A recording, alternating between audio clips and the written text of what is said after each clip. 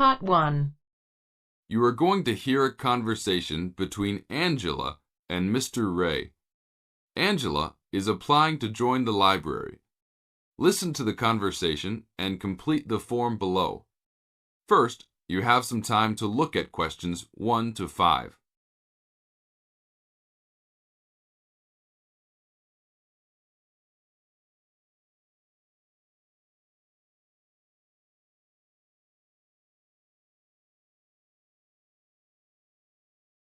Now we shall begin. You should answer the questions as you listen, because you will never hear the recording a second time. Hello, how can I join the library?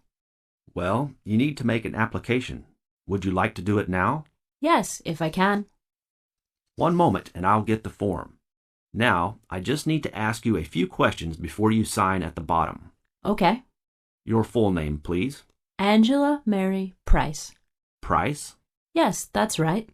Okay. And your address? Apartment 3, 86 Bridge Street, Pimlico. Bridge Street. That's just near here, isn't it? Yes, not very far. Good. So the postcode must be 2065, right? Yes, that's right. Now, your telephone number. I need both home and work if you have them. My home number is 8763-5142, and work is 8456-1307.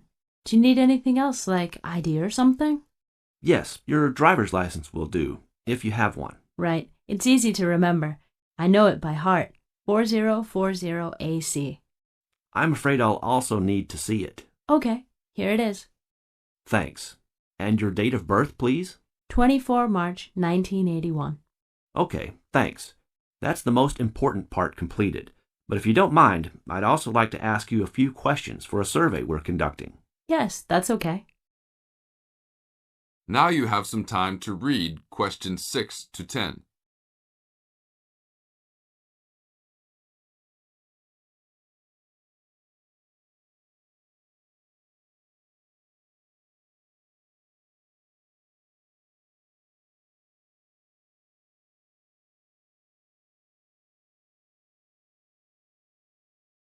As the conversation continues, answer questions 6 to 10.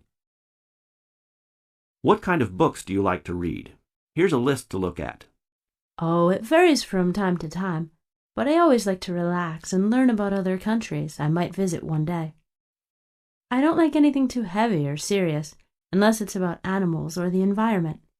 I'm not really into sport very much. Anything else? Well, I do like entertaining at home. You know, dinner parties. So I suppose you'll have something for me in that line. The pictures in those books always make me hungry, although they never seem to turn out exactly as they look in the books. Fine. I think that's all I need now, except I need you to sign here on the application form. Oh, and I almost forgot. The membership fee is $20, which is refundable if you no longer stay a member. There you are. Do I sign at the bottom here? Yes, that's right. You can borrow books now if you wish, although your membership card won't be ready until next week. So if you want to borrow today, you can pick up your card when you return your first books. That's if you want to take some now. I think I will, but I'll have a look around first. Okay, take your time. That is the end of Part 1. You now have half a minute to check your answers.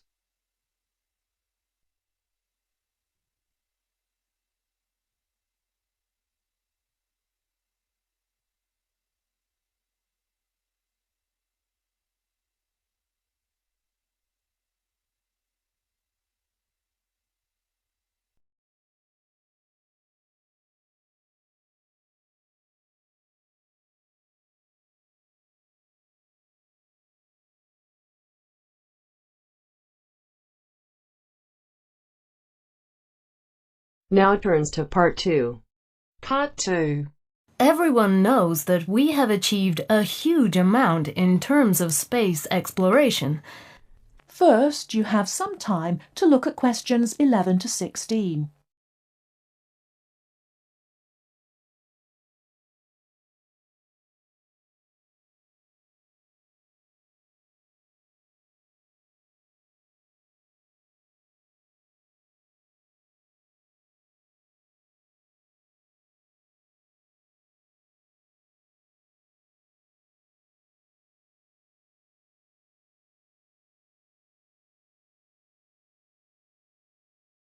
Now listen carefully and answer questions 11 to 16. Everyone knows that we have achieved a huge amount in terms of space exploration. The space race between ourselves and Russia went on for nearly 20 years, but we were the first to land a man on the moon. At that time, the space race was very close, and the Russians very nearly got to the moon before us. For me, the most exciting invention, and the invention that really showed we were ahead in the space race, was the reusable space shuttle. It was first successful in 1981 and has since been used on many missions. The reusable shuttle can carry astronauts on space missions and can serve as a laboratory in which to conduct experiments. It can be used to transport equipment to space stations or to collect or repair satellites. The shuttle carries between 5 and 7 crew members. When a mission is complete, the shuttle fires thrusters, which propel it back into the Earth's atmosphere. It then glides down to make its landing. Before you hear the rest of the talk, you have some time to look at questions 17 to 20.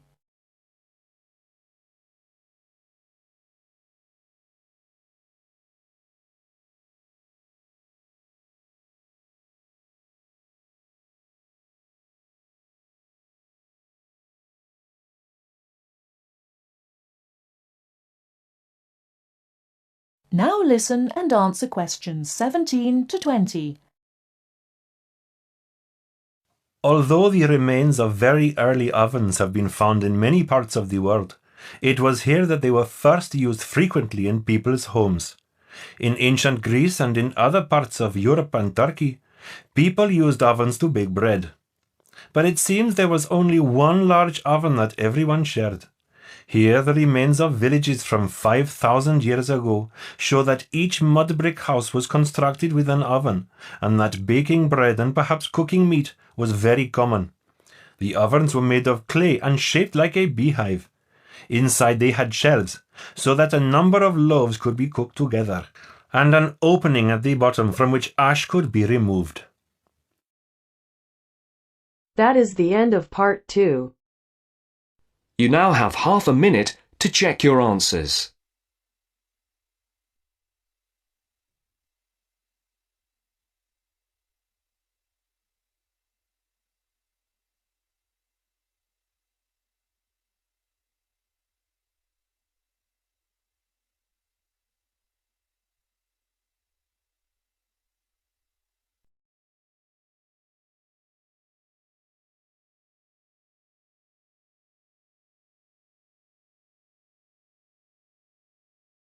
Now turns to part 3.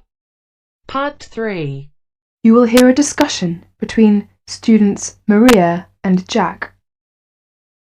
In the first part of the discussion, they're talking about their opinions about some of the things in their universities.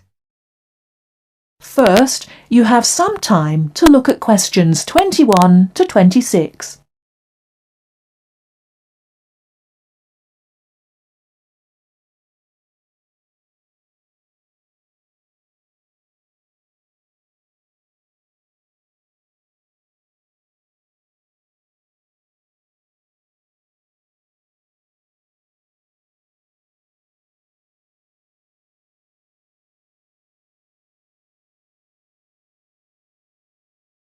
Now listen carefully and answer questions 21 to 26.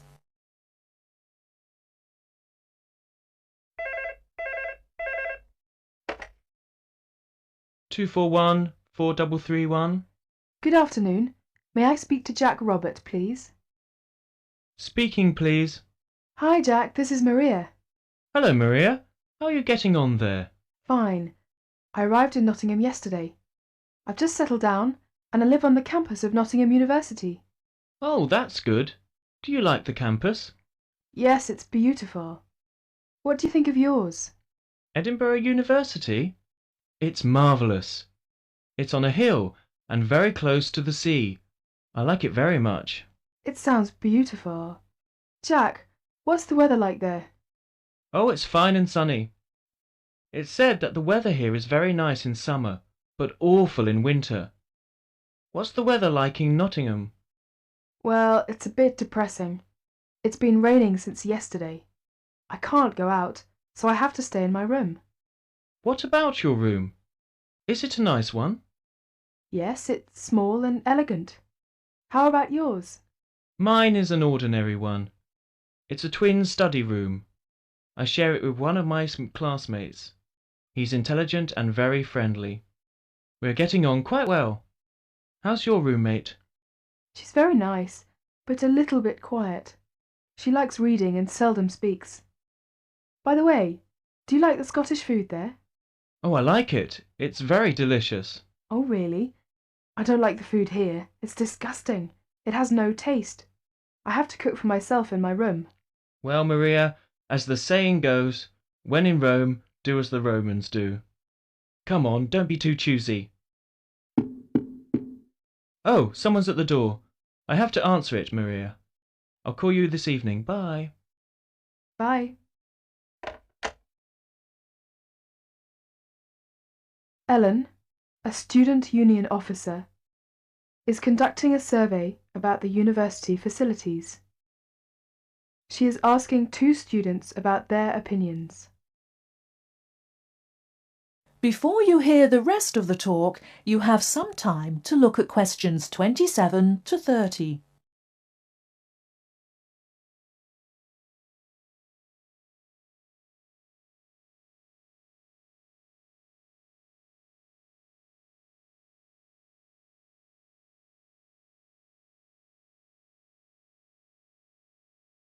Now listen and answer questions 27 to 30. I'm Alan, and I work for the Student Union. Now, I'd like to hear your opinions about a few things in the university.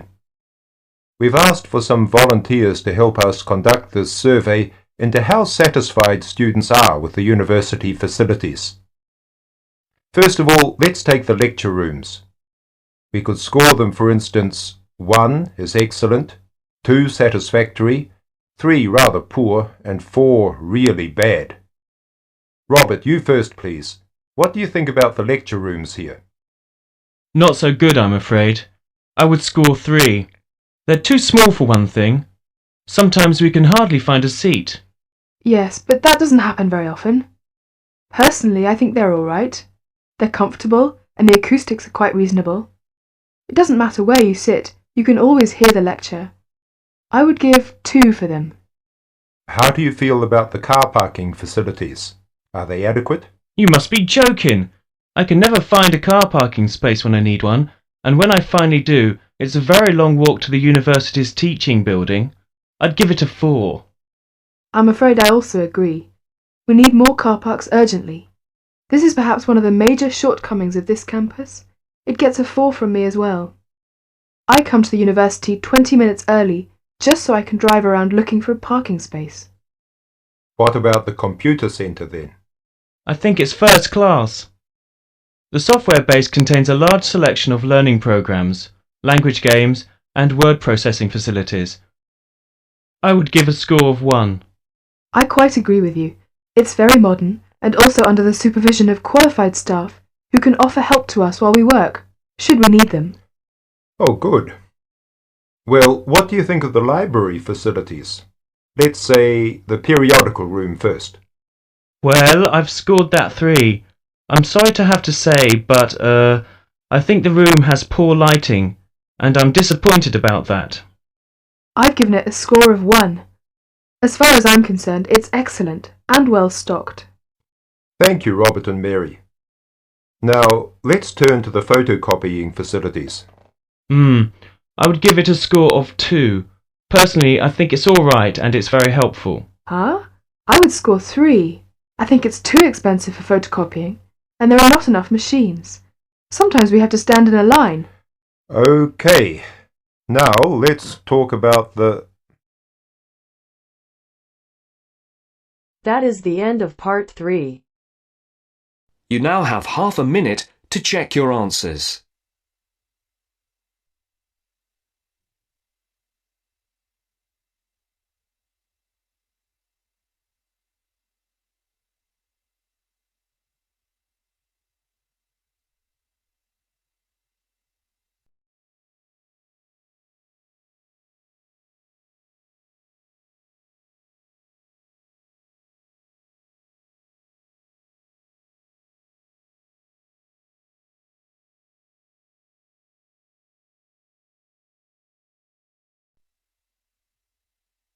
Now turns to Part 4.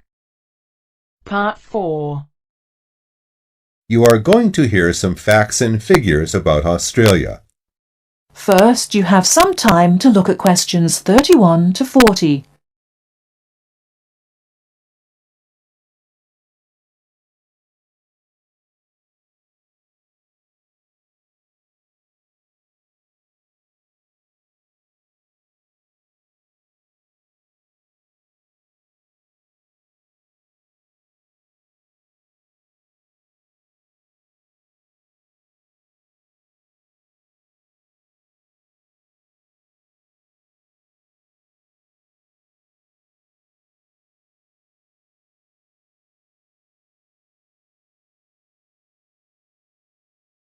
Now listen carefully and answer questions 31 to 40. Now I should tell you that the country of Australia is made up of 6 states and 2 territories. These are the Australian Capital Territory, New South Wales, the Northern Territory, Queensland, South Australia, Tasmania, Victoria, and Western Australia. The national capital is Canberra. Right, let's turn to the Australian economy. Australia has a prosperous Western-style capitalist economy. Australia is a major exporter of agricultural products, minerals, metals, and fossil fuels. Commodity prices have a big impact on the economy. Australia suffered from the low growth and high unemployment typical of the OECD countries in the early 1990s, but the economy has expanded at reasonably steady rates in recent years. In addition to high unemployment, short-term economic problems include how to balance output and inflation and how to stimulate exports. The economy is made up like this: agriculture, 3.1%, industry, 27.7%, services, 69.2%. The labor force has a similar pattern. The total labor force is 8.2 million. 34% work in finance and services, 23% work in public and community services, 20% work in the wholesale and retail trade, 17% work in manufacturing and industry, and 6% work in agriculture. What are the chief industries of Australia? They are mining, industrial, and transport equipment, food processing, chemicals, and steel. What are Australia's main agricultural products? They are wheat, barley, sugarcane, fruit, cattle, sheep, and poultry. And who do we sell our products to?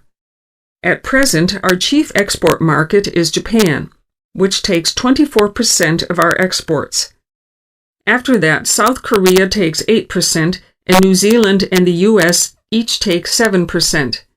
In years to come, however, we expect China to become a significant trade partner.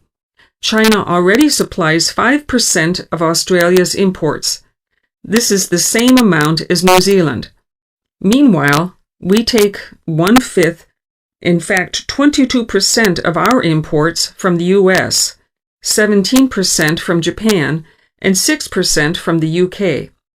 So what sort of things does Australia import? Well, we import a lot of machinery and transport equipment, especially computers and office machines, also telecommunications equipment, and in addition we have to import oil and petroleum products. So let's move to the subject of communications in Australia. we have an estimated 8.7 million telephones and 9.2 million televisions. There are some 134 television broadcast stations and 325 radio stations. The related subject of transport is naturally very important in such a big country as Australia. Let's look at highways first. There are two kinds of highways, paved and unpaved. Paved highways are regular roads with a permanent surface. But actually, we have more unpaved highways, around 60%, than paved, when all the country roads are included. In addition, Australia has a railway network of over 38,000 kilometers. But you'll probably find it hard to believe how many airports we've got. 10? 20? 50? No, the total is 443. Of course, this includes many short runways on farms and in the outback. There are only 9 airports with runways of more than 3,000 meters.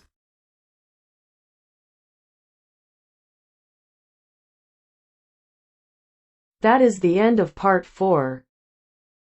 You now have half a minute to check your answers.